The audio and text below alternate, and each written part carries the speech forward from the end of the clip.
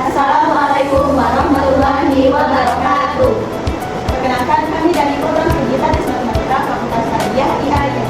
Perkenalkan, saya Rati Purwati dengan NIM 25571002 dan teman saya Gita Sukasari dengan NIM 25571018 dan saya Aulia R dengan NIM 255710. Dan saya Anura Wahida dengan NIM 255710. Dan di sini kami akan menonton video pembelajaran mata kuliah ilmu pendidikan Islam yang diampu oleh Ibu Selfie Francisca MPD. Selamat menyaksikan. Metode pendidikan Islam. Pendidikan Islam memiliki peran penting dalam membentuk manusia yang berilmu, berakhlak, dan beriman. Dalam perjalanannya, pendidikan Islam berkembang melalui berbagai metode pembelajaran yang dapat dikelompokkan ke dalam pendekatan klasik dan pendekatan modern. Nah, yang pertama kita akan membahas mengenai pendekatan klasik dalam pendidikan Islam. Pendekatan klasik merupakan metode pembelajaran yang telah digunakan sejak masa awal perkembangan Islam. Metode ini menekankan hubungan langsung antara guru dan peserta didik serta penguatan nilai adab dan akhlak. Terdapat 3 bagian, yaitu halaqah, sorogan, dan wetongan. Mari kita bahas satu-satu.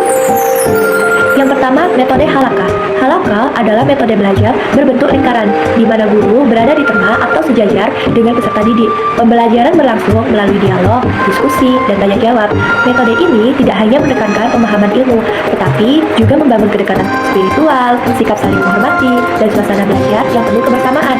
Yang kedua, metode sorogan. Sorogan merupakan metode pembelajaran individual. Peserta didik menyampaikan bacaan atau pemahamannya secara langsung kepada guru. Kemudian, guru memberikan koreksi dan bimbingan. Metode ini melatih kemandirian, ketelitian, serta tanggung jawab peserta didik terhadap proses belajarnya sendiri. Dan yang ketiga, metode futonan. Futonan adalah metode pengajaran di mana guru membaca dan menjelaskan kitab, sementara peserta didik mendengarkan dan mencatat penjelasan. Metode ini efektif untuk mentransfer ilmu dalam jumlah besar dan menanamkan penghormatan terhadap guru sebagai sumber ilmu. Pendekatan klasik ini sangat kuat dalam membentuk karakter kedisiplinan dan adab dalam menuntut ilmu. Dan kemudian, pendekatan modern dalam pendidikan Islam. Seiring perkembangan zaman, pendidikan Islam juga mengadopsi metode modern yang lebih sistematis dan kontekstual. Pendekatan modern menekankan keaktifan peserta didik, penggunaan media pembelajaran, serta penerapan metode inovatif serta diskusi kelompok, presentasi, pembelajaran berbasis masalah, dan pemanfaatan teknologi digital. Tujuan utama metode modern adalah membantu peserta didik memahami ajaran Islam secara rasional, aplikatif, dan relevan dengan kehidupan masa kini tanpa meninggalkan nilai-nilai keislaman. Pada dasarnya, baik itu metode klasik maupun modern memiliki keunggulan masing-masing. Pendidikan Islam yang ideal adalah pendidikan yang mampu mengintegrasikan keduanya, menjaga nilai adab dan akhlak dari metode klasik, serta mengembangkan kreativitas dan pemikiran kritis melalui metode modern. Dengan demikian, pendidikan Islam dapat terus berkembang dan tetap relevan dalam membentuk generasi yang berilmu, berakhlak, dan beriman. Evaluasi pendidikan Islam adalah proses sistematis untuk mengumpulkan, menganalisis, dan menafsirkan data mengenai perkembangan peserta didik dalam aspek kognitif, efektif, psikomotor, serta spiritual dan akhlak guna menilai ketercapaian pendidikan dan meningkatkan mutu pembelajaran. Setelah proses pembelajaran berlangsung, evaluasi pendidikan Islam dilakukan untuk menilai ketercapaian tujuan pendidikan. Kemudian, evaluasi harus dilakukan secara objektif, menyeluruh, berkesinambungan, dan edukatif, serta tetap berlandaskan nilai Islam. Instrumen evaluasi meliputi tes lisan, tertulis, dan praktik, serta non-tes seperti observasi, wawancara, dan portofolio.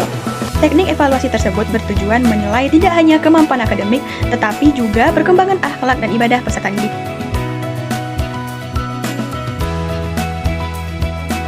Keberhasilan dari pendidikan Islam ini sangat ditentukan oleh peran pendidik. Pendidik adalah orang yang membimbing dan membina peserta didik agar berkembang ilmu, iman, dan akhlaknya. Di dalam Islam, pendidik ini memiliki kedudukan yang mulia karena meneruskan tugas para nabi dan menyampaikan ilmu dan nilai kebaikan. Dalam perspektif Islam, pendidik ini memiliki peran strategis karena pendidikan bukan sekedar transfer ilmu atau transfer of knowledge, melainkan juga transfer nilai, yaitu transfer of values. Nah, oleh sebab itu, pendidik ini berfungsi sebagai pembimbing rohani, teladan, moral, dan pengaruh kehidupan peserta didik. Nah, di sini ada kedudukan dan peran pendidik dalam Islam. Peran pendidik dalam Islam ini meliputi yang pertama yaitu sebagai pengajar. Jadi, seorang pendidik ini memberikan atau menyampaikan ilmu pengetahuan yang bermanfaat kepada peserta didiknya. Terus, yang kedua ini ada sebagai pembimbing. Jadi, seorang pendidik ini mengarahkan peserta didik dalam memahami dan mengamalkan ilmu yang bermanfaat. Dan yang ketiga ini ada sebagai teladan atau uswah hasanah. Jadi seorang pendidik ini memberikan contoh yang baik dalam bersikap, berperilaku, dan berakhlak. Terus yang keempat ini ada sebagai motivator. Jadi seorang pembimbing ini memberikan motivasi-motivasi yang berguna untuk peserta didiknya agar peserta didik tersebut itu bisa semangat dan giat dalam belajar. Terus yang kelima ini atau yang terakhir yaitu sebagai pembina akhlak. Nah, jadi pendidik ini tuh harus membentuk karakter peserta didik secara islami. Selanjutnya, ruang lingkup pendidik dalam pendidikan Islam. Jadi, ruang lingkup pendidik dalam pendidikan Islam ini meliputi yang pertama yaitu orang tua. Jadi, orang tua ini adalah pendidik pertama di dalam keluarga. Nah, yang kedua ada guru dan dosen. Nah, guru dan dosen ini sebagai pendidik yang ada di lembaga pendidikan seperti sekolah maupun kampus. Terus yang ketiga ini ada tokoh masyarakat dan ulama. Jadi tokoh masyarakat dan ulama ini sebagai pendidik dalam lingkungan sosial dan bermasyarakat. Terus yang terakhir ini ada pemimpin. Nah, syarat dan kompetensi pendidik dalam pendidikan Islam ini meliputi yang pertama itu ada keimanan dan ketakwaan. Jadi, syarat ini tuh menjadi landasan utama dalam mendidik. Contohnya itu seperti guru itu sebelum memulai pelajaran selalu membaca doa terlebih dahulu. Dan guru setiap azan berkumandang selalu mengingatkan untuk sholat terlebih dahulu. Terus yang kedua ini ada ilmu pengetahuan yang memadai. Jadi seorang guru ini harus mempunyai ilmu akademik ataupun ilmu agama yang baik. Terus guru ini juga harus mengaitkan materi dengan kehidupan sehari-hari agar murid ini bisa lebih paham. Terus yang ketiga ini ada akhlak mulia seperti jujur, sabar, rendah hati, dan bertanggung jawab. Nah, yang keempat ini ada keikhlasan. Nah, jadi guru ini tuh mengajar harus penuh dengan rasa ikhlas, walaupun gajinya itu sedikit, walaupun murid yang masuk hanya sedikit, dan lain-lain. Jadi yang kelima itu ada kemampuan pedagogik. Jadi guru ini tuh harus mampu memahami karakter dari setiap siswanya. Karena setiap siswa itu berbeda-beda, karakternya ini memiliki karakter yang unik-unik dari segi pemahaman dan sifatnya. Terus yang keenam ini ada kemampuan komunikasi. Jadi seorang guru ini harus memiliki kemampuan komunikasi yang baik agar si siswa ini mudah cepat untuk memahami pelajaran.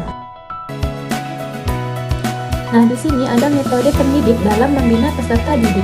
Yang pertama yaitu ada metode keteladanan. Jadi metode keteladanan ini memberikan contoh akhlak yang baik agar si siswa tersebut bisa menirukan contoh-contoh tersebut.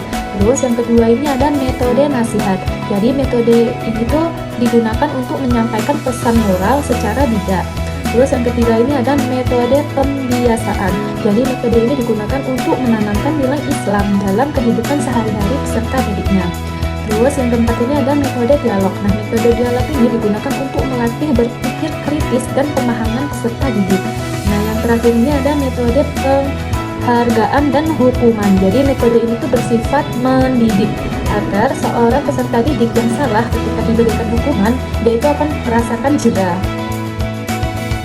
Nah, di sini ada tujuan pendidik dalam pendidikan Islam. Nah, tujuan utama pendidik dalam pendidikan Islam ini adalah membentuk manusia seutuhnya atau insan kamil, yaitu manusia yang beriman dan bertakwa kepada Allah Subhanahu wa taala, terus berilmu pengetahuan dan berwawasan luas, dan yang ketiga ini ada berakhlak mulia dalam kehidupan pribadi dan sosial, terus ada bertanggung jawab sebagai hamba Allah dan khalifah di muka bumi. Yang pertama yaitu hakikat seorang peserta didik. Dalam pendidikan Islam, peserta didik dianggap sebagai manusia yang memiliki fitrah dan potensi yang perlu dikembangkan. Yang kedua yaitu potensi peserta didik. Peserta didik memiliki potensi intelektual, jasmani, emosional, sosial, dan spiritual. Pendidikan Islam menolak pengembangan yang parsial atau timpang. Oleh karena itu, keseimbangan antara ilmu dan akhlak menjadi prinsip utama dalam pembinaan peserta didik. Yang ketiga yaitu peran peserta didik dalam proses pembelajaran. Dalam proses pendidikan, peserta didik tidak diposisikan sebagai penerima pasif, tetapi sebagai subjek yang aktif. Ia dituntut untuk berpikir kritis, memahami, dan mengamalkan ilmu yang diperoleh. Yang keempat yaitu tanggung jawab moral peserta didik. Peserta didik memiliki tanggung jawab moral atas ilmu yang dipelajarinya. Ilmu tidak berhenti pada penguasaan teori, tetapi harus diamalkan dan memberi manfaat bagi diri sendiri dan masyarakat.